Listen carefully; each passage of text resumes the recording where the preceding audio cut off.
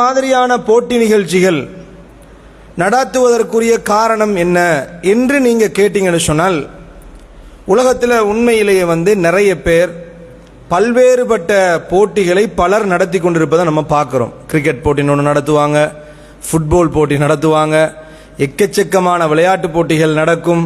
சம்பந்தமில்லாத உடலுக்கும் அறிவுக்கும் சம்பந்தமில்லாத விளையாட்டுக்கெல்லாம் போட்டி நடக்கும். எது எதுக்கெல்லாம் மனுஷன் போட்டி போடுறான், போட்டிகள் நடந்து கண்டு தான் இருக்கும்.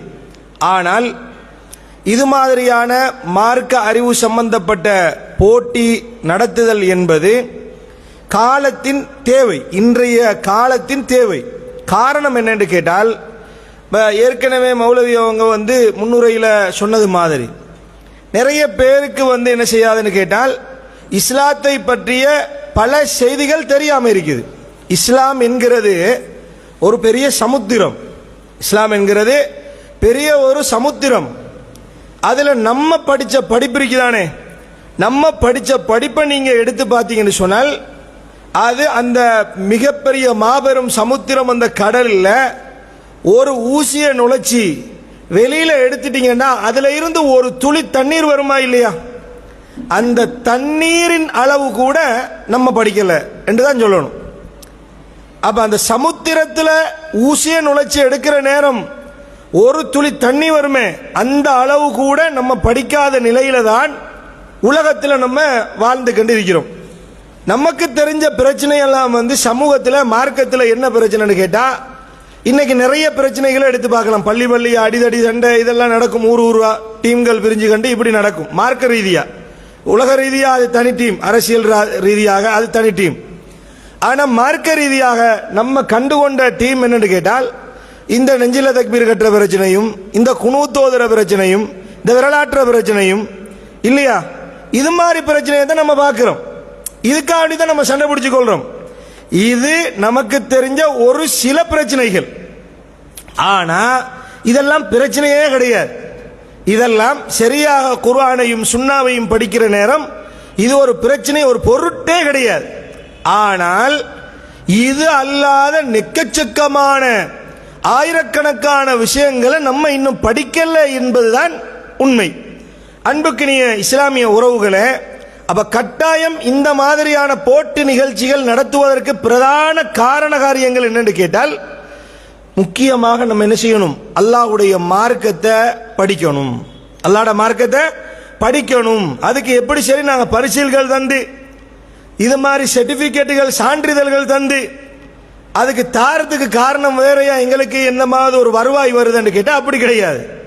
நோக்கம் என்னன்னு கேட்டால், எங்கள் மீது சுமத்தாட்டப்பட்ட ஒரு பணி அல்லாஹ்வுடைய இந்த மார்க்கத்தை எடுத்து சொல்கிற பணி.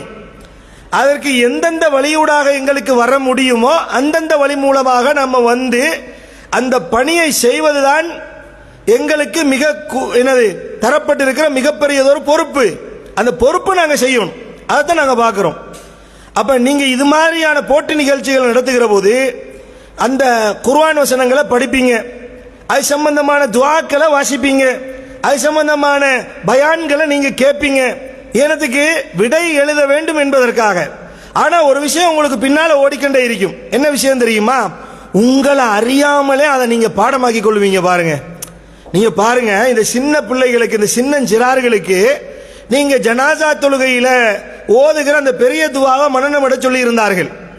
இந்த பிள்ளைகள் எல்லாம் இப்ப மௌலவி கூட சொல்ற நேரம் கூடுதலாக கூட நம்ம கேட்ட துவாவை விட அதிக அளவில் மனநமிட்டு தந்த மாணவர்களும் இருக்கிறார்கள் என்று சொல்கிறார்கள். அப்படின்னா அப்ப அந்த பிள்ளைகள் எவ்வளவு ஆர்வமாக மனநமிட்டார்கள் என்பதை தாண்டி நம்மளும் என்ன பண்ணிட்டோம்? அவர்களோடு சேர்ந்து பாடமாக்கி இருக்கிறோம். அதான உண்மை. நம்மளும் பாடமாக்கி கொடுத்தோமா இல்லையா? பிள்ளைகளுக்கு பார்த்தோத சில நேரங்களில் தெரியாம இருக்கும். உம்மா எழும்பி என்ன செஞ்சிருவா, நீ போட்டி நிகழ்ச்சியில் கலந்து கொள்ளணும், உனக்கு சர்டிபிகேட் வேணும், நீ இந்த மாதிரி இஸ்லாமிய நிகழ்ச்சிகளில் கலந்து கொள்ள வேண்டும் என்பதற்காக அதிகாலையில் எழும்பி அந்த பிள்ளைக்கு பாடமாக்கி கொடுக்கிறோமா இல்லையா? அப்ப யாருக்கு சேர்த்து மனனமாகுது? உம்மாக்கு சேர்த்து அது பாடமாகும், பாப்பாக்கு சேர்த்து அது பாடமாகும். இந்த பிள்ளை என்ன பண்ணும்னு கேட்டா, அப்பா வீட்டுக்கு வருவாரு, அப்பா கிட்ட சொல்லும், அப்பா அப்பா நான் பாடமாக்கிட்டேன்ப்பா. பாப்பம்மா வீட்டுக்கு வருவாங்க, உம்மம்மா வீட்டுக்கு வருவாங்க, அவங்கள்ட்ட எல்லாம் உம்மம்மா நான் மையத்து துவாவெல்லாம் பாடமாக்கிட்டேன், கொஞ்சம் கேட்குறீங்களா அப்படின்னு கேட்பாங்க. அப்பதான் உம்மம்மாக்கே தெரியும், அடே இப்படி ஒரு துவா இருக்குதா என்று தெரிகிற ஒரு வாய்ப்பு உங்கள் பிள்ளைகள் மூலம் போகுதா இல்லையா? இது எவ்வளவு பெரிய ஒரு விஷயம் பாருங்க. அந்த காலத்தில் எங்களுக்கெல்லாம் ஞாபகம் இருக்குது, சின்ன பிள்ளைகள பெருநாள் வந்துட்டா, ஹஜ்ஜு பெருநாளும் சரி நோன்பு பெருநாளும் சரி வந்துட்டா என்ன பண்ணுவாங்கன்னு கேட்டா, நம்ம குளத்துல குளிக்க வைப்பாங்க. இந்த இப்போ உள்ள வசதி வாய்ப்புகள் அந்த காலத்தில் இல்லை, ஒரு 30 வருஷத்துக்கு முன்னாடி இல்லை. அப்ப குளத்துல வந்து குளிக்க வைப்பாங்க.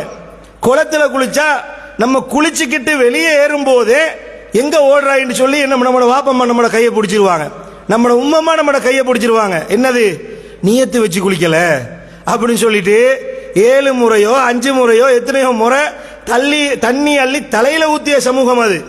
நவைத்து அந்நகத்தசில உஸ்லல் ஈதில் அல்ஹா ஈதில் இப்படி சொல்லி ஃபித்ர் இப்படி சொல்லி என்ன செஞ்சிடறோம், நியத்து வச்சு தலையில நீரரைச்ச சமுதாயம் இல்லையா எங்கட சமுதாயம்? இந்த சமுதாயத்துக்கு ஜனாசா தொழுகையில் ஓதுற துவாவை கேட்டா எப்படி சொல்லுவாங்க? அவங்களுக்கு தெரியாது. அன்பிக்கினிய இஸ்லாமிய உறவுகளை, எனவே இந்த மாதிரி விஷயங்களை நம்ம படிக்கிறதுக்கு தான் இந்த போட்டி நிகழ்ச்சிகளும் பயான் நிகழ்ச்சிகளும் வைக்கப்படுகிறது என்பதை நம்ம புரிஞ்சுக்கொள்ளணும். அடுத்தது பாருங்க,